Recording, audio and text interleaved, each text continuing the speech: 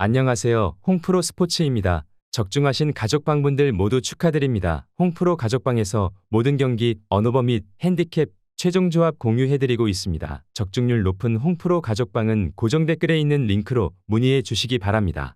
9월 21일 해외 축구 7경기 분석 시작하겠습니다. 첫 번째로 칼리아리 대 엠폴리 경기 알아보겠습니다. 먼저 칼리아리는 리그 19위를 기록하고 있으며 다시 돌아온 세리에서 별다른 힘을 쓰지 못하고 있다.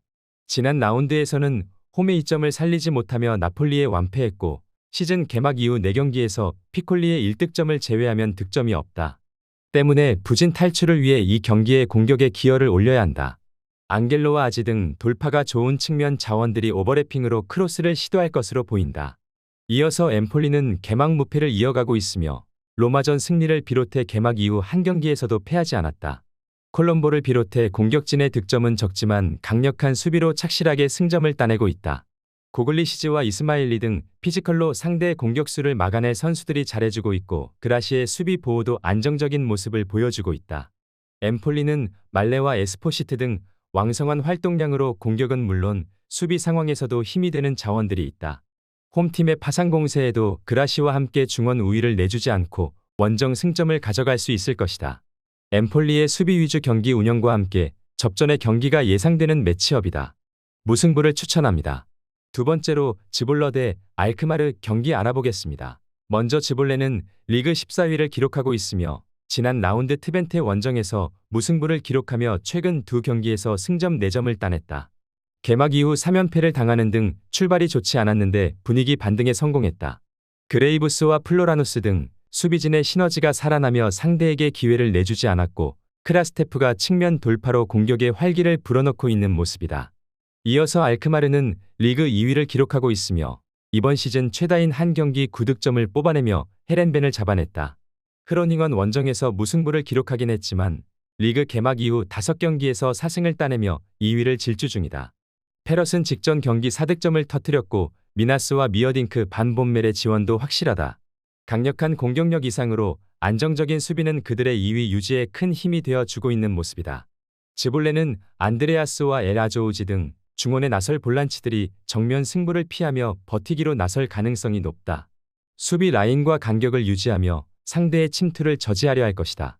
그러나 클라시에의 공격 전개 속에 페럿이 끊임없이 문전 침투로 기회를 볼 알크마르를 90분 내내 저지하긴 어려울 것이다.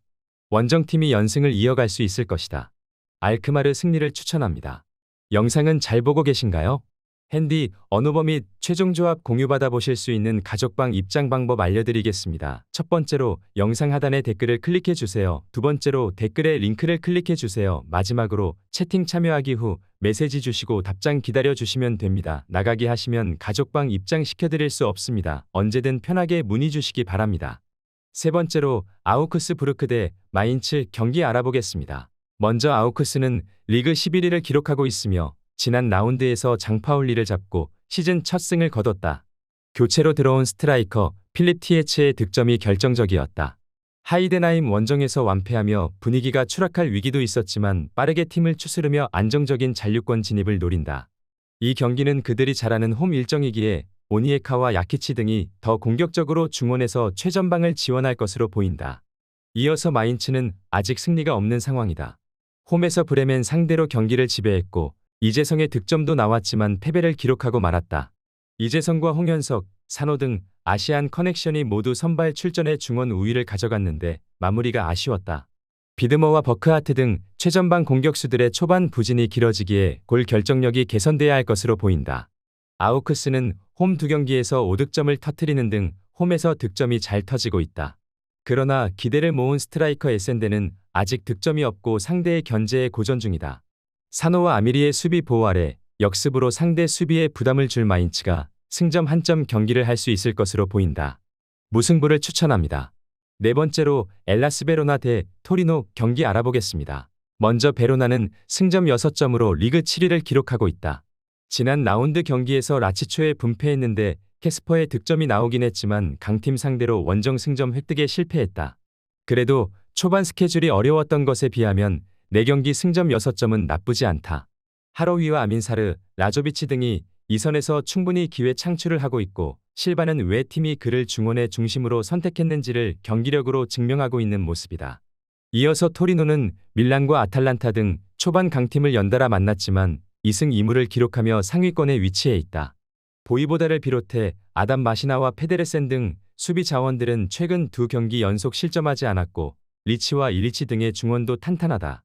자파타와 채 아담스, 사나브리아 등 해결할 수 있는 좋은 공격수들도 있기에 다음 시즌 유럽 대항전 진출을 노릴만하다. 토리노는 원정에서 그리 공격적으로 경기에 임하지 않는 팀이다. 팀의 강점인 탄탄한 수비를 앞세워 이번 베로나 전에서도 버티기로 임할 것이다. 하러위와 캐스퍼를 앞세울 베로나가 공격적으로 득점을 노리겠지만 토리노의 강력한 수비를 넘지 못하고 승점 한 점에 만족해야 할 것으로 보인다. 무승부를 추천합니다. 영상은 잘 보고 계신가요? 핸디, 언어버 및 최종 조합 공유받아 보실 수 있는 가족방 입장 방법 알려드리겠습니다. 첫 번째로 영상 하단에 댓글을 클릭해 주세요. 두 번째로 댓글에 링크를 클릭해 주세요. 마지막으로 채팅 참여하기 후 메시지 주시고 답장 기다려 주시면 됩니다. 나가기 하시면 가족방 입장 시켜드릴 수 없습니다. 언제든 편하게 문의 주시기 바랍니다. 다섯 번째로 니스 대 생테티엔 경기 알아보겠습니다. 먼저 니스는 리그 12위를 기록하고 있으며 휴식기 이후 나선 원정 경기에서 마르세유에 패했다. 이번 시즌 4위권 진입을 노리며 시작했는데 출발이 아쉽다. 앙제 원정에서 대승을 거두긴 했지만 오세르에 패한 게 컸다. 그래도 개막 이후 4경기 중 3경기가 원정이었음을 감안해야 한다.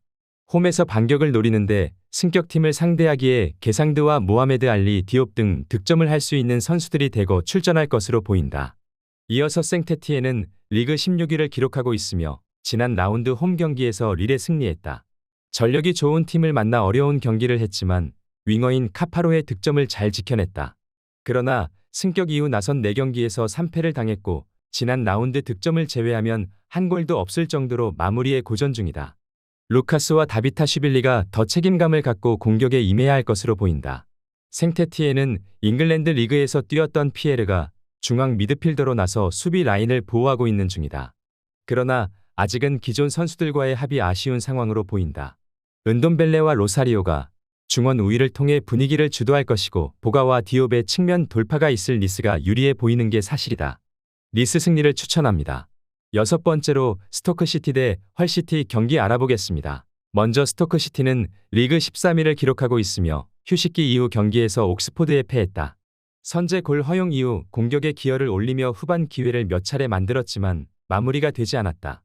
베주노와 밀리언, 캐넌 등 충분히 경쟁력 있는 공격진을 보유했지만 아직은 기대만큼 득점이 나오지 않고 있다.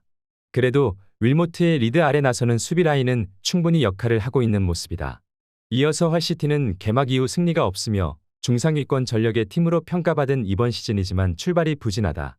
최근 연패를 당한 것을 비롯해 개막 5경기 무승, 승점 3점에 그치고 있다. 기대를 모았던 크리스 베디아와 카마라, 팔머 등 공격진이 시즌 2득점에 그치고 있고 모하메드의 중원 존재감도 미비한 모습이다. 스토크시티가 홈의 이점을 이용해 경기의 주도권을 잡을 수도 있다. 버거와 베주노 등 중앙에 나설 선수들은 공격 전개를 잘할 수 있는 자원이다. 그러나 번스와 모하메드가 백포 앞에서 최대한 수비 위주로 임할 헐시티가 상대에게 쉽게 기회를 주지 않을 것이다. 일방적인 경기 내용은 기대할 수 없지만 홈팀이 신승 정도는 따낼 수 있을 것이다. 스토크시티 승리를 추천합니다. 영상은 잘 보고 계신가요? 핸디, 언어버 및 최종 조합 공유받아 보실 수 있는 가족방 입장 방법 알려드리겠습니다. 첫 번째로 영상 하단에 댓글을 클릭해 주세요. 두 번째로 댓글에 링크를 클릭해 주세요. 마지막으로 채팅 참여하기 후 메시지 주시고 답장 기다려 주시면 됩니다. 나가기 하시면 가족방 입장 시켜드릴 수 없습니다. 언제든 편하게 문의 주시기 바랍니다. 일곱 번째로 알라베스 대 세비야 경기 알아보겠습니다. 먼저 알라베스는 리그 8위를 기록하고 있으며 지난 라운드 원정 경기에서 에스파뇰에 패했다. 테나글리아와 코네크니 등 측면 자원의 득점이 나왔지만 한 골차를 극복하지 못했다. 그래도 라스팔마스전 승리를 비롯해 이번 시즌 홈에서 1승 1무를 기록하며 홈 강점을 보였다. 세들러와 압카, 산체스의 최종 수비가 탄탄하게 라인을 유지하는 모습이다. 이어서 세비야는 리그 14위를 기록하고 있으며 나바스의 결승골로 헤타페를 잡고 시즌 첫 승을 신고했다. 강팀이지만 최근 새 시즌간 부진했고 이번 시즌도 개막 4경기 무승이었는데 분위기를 전환할 결과를 만들었다. 엔네시리의 이적 공백과 더불어 새로 가세한 선수들의 부진으로 기대 이하의 성적이었는데 이제 연승에 도전한다. 페드로사와 나바스, 구데이와 카르모나 등 베테랑들이 반격을 준비 중이다. 알라베스는 블랑코와 스토이치코프 등 중앙에 나와 수비를 보호할 선수들이 있다. 그러나 구데이와 소우 등 세비야의 중원 상대로 우위를 점하긴 어렵다. 나바스와 카르모나가 빠른 발을 앞세운 돌파로 경기 내내 기회를 볼 것이고 루케바키오와 로메로가 기회를 골로 연결할 수 있는 세비야가 승리할 것이다. 세비야 승리를 추천합니다.